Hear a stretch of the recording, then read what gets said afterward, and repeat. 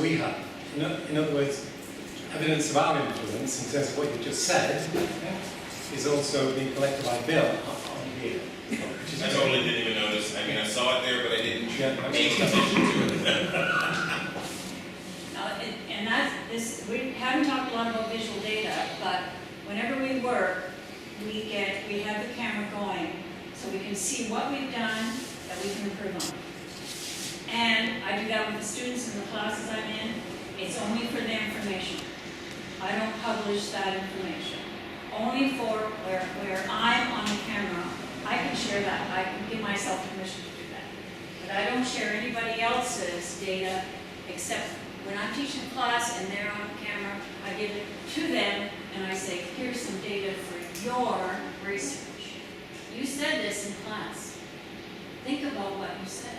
It's okay.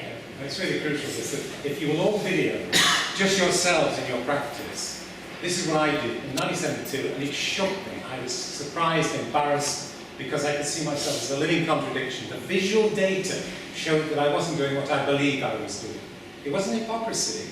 It was that I didn't know what I was actually doing until I saw myself doing it. So I do urge you, if you get the chance, just to videotape.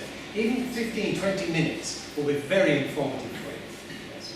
And then the last thing is you need to engage others to do this kind of work.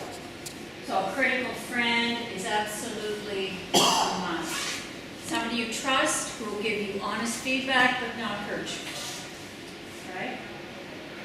And then you need to validate. So you've done on this process, you've got a question, taken an action plan, taken action, you've collected the data, you have other voices within it, so it's not just you talking. And now you need to validate with the group. You need to have a validation group of 6 to 8 people where you present what you think you want. And you ask them to test out whether your data provides evidence to support your claims to know. And if not, where do you go next? That's what we're hoping to show in 2 minutes.